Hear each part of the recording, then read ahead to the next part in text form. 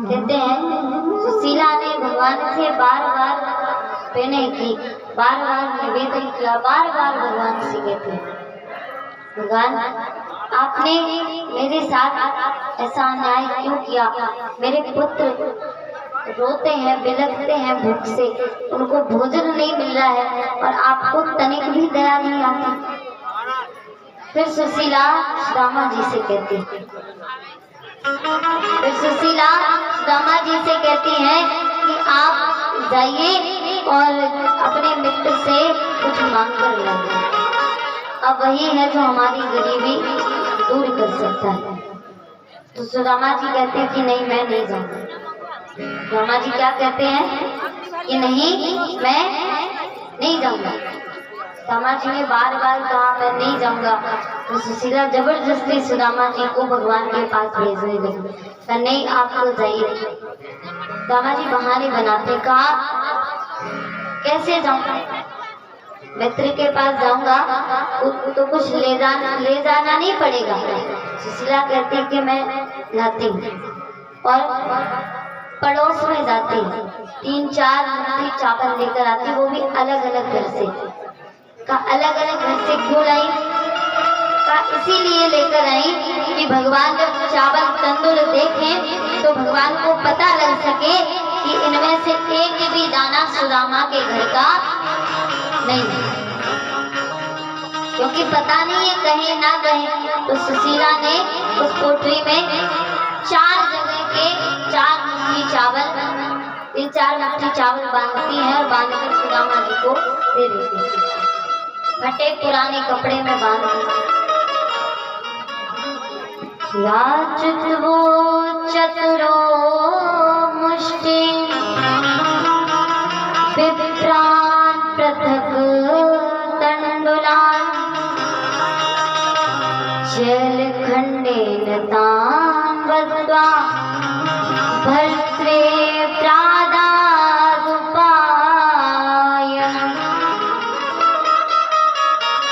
ब्राह्मणी ने सुदामा जी को फटे से कपड़े में वो बांधकर दे देती, तंदूर चावल बांधकर दे दिए। सुदामा जी महाराज तंदूरों को लेकर भगवान से मिलने, भगवान से भेंट करने के लिए जाते हैं। सुदामा जी महाराज चलते गए चलते गए चलते गए, चलते चलते थक गए। एक जगह एक से पूछते, भैया ये द्वारिकापुरी कहाँ है?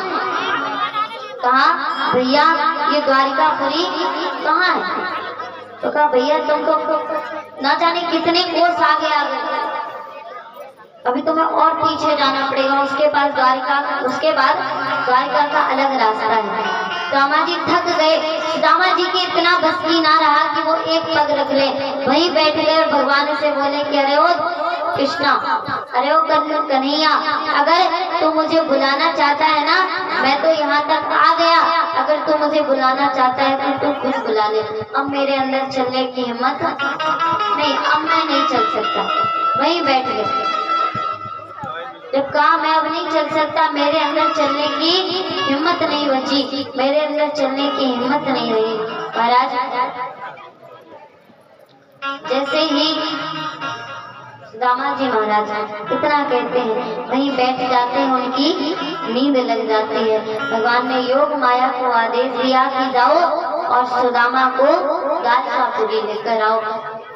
योग माया गाती है और सुदामा जी को उठाकर सीधा द्वारकापुरी में रख देती है।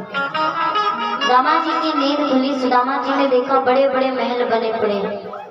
सुदामा जी ने देखा बड़े बड़े महल बने हुए हैं। सुदामा जी महाराज जब बड़े बड़े महल देखते तो कहा, भैया ये मैं कहाँ आ गया, ये मैं कहाँ आ गया। और इतना देखकर सुदामा जी महाराज किसी से पूछते, भैया ये कौन सी जगह है। कहा, महाराज ये द्वारकापुरी है, ये द्वारकापुरी है। सुदामा जी महाराज ने जैसे ही इतना सुना तो कहा, वाह कृष्णा, वाह कन्वा, तेरी लीला बड़ी अपरंपार है। और महाराज सुदामा जी महाराज इतना कहे और फिर भगवान को ढूंढने लगे। द्वारिका में एक एक व्यक्ति से पूछने लगे, भैया तुमने मेरे मित्र को देखा, कन्वा नाम है उसका। नहीं महाराज, हमने नहीं देखा। कौन मित्र है? कन्वा? कैसा नाम है कन्वा? कौन है? हम नहीं जानते किसी को। पूरी द्वारिका में घूमे, एक व्यक्ति के पास गए तो, भैया यहाँ के राजा को कोई नहीं पहचानता। क्या बोला आपने? कन्वा। का यहाँ के राजा कन्वा नहीं है, यहाँ के राजा है कृष्णचंद्र, कन्वा नहीं है यहाँ के राजा। कहा, हाँ मुझे वहीं जाना है, कृष्णचंद्र के यहाँ ही जाना है। कहाँ है उसका घर? का घर यहाँ सबसे बड़ा महल उनका है। तो सुदामा जी महाराज कहते हैं कि ठीक है मैं चला जाऊंगा।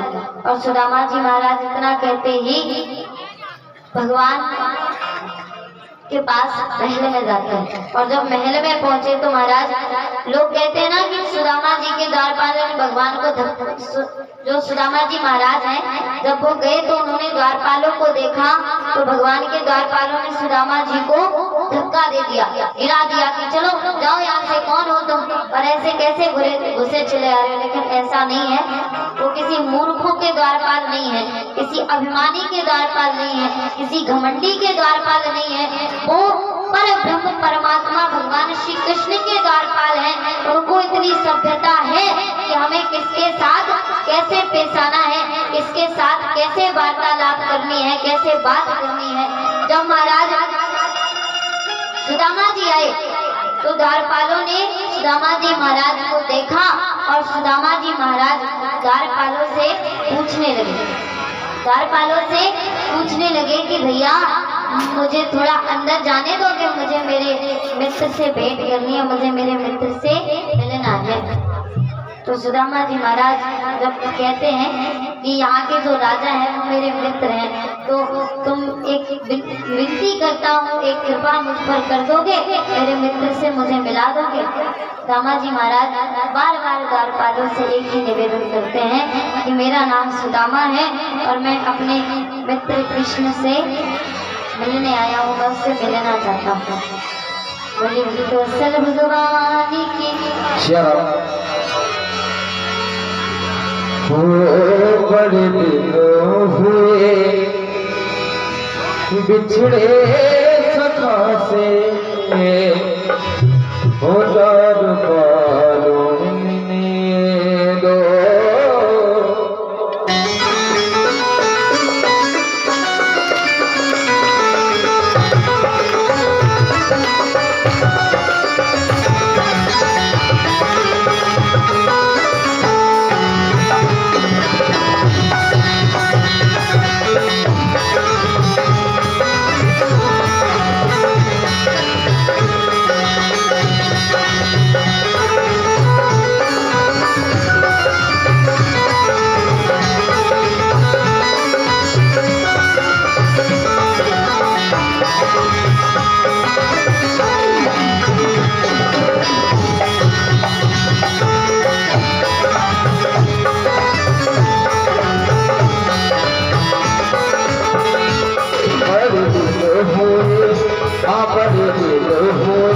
बिछड़े सदा से उदार पालों ने दो। बड़े दिन हुए बिछड़े सदा से उदार पालों ने दो। नहीं देखा है बरसों से उनको तनक मोहे तक ले दो। बड़े दिन हुए बिछड़े सदा से उदास वालों मिलने दो।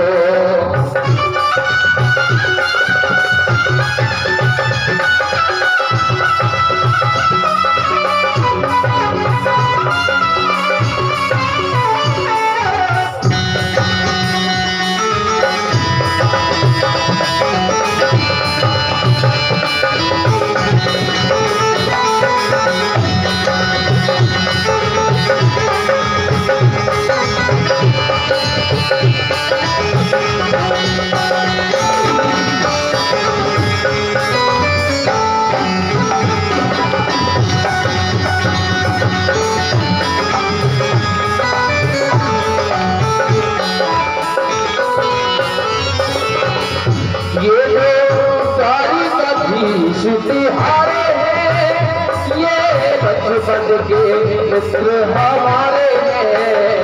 ये जो सारी कभी छुट्टी हारे हैं, ये बचपन के मित्र हमारे हैं। संग खेले जाओ संग खेले, बड़े दिल में अले जाके लगने दो। बड़े दिन हुए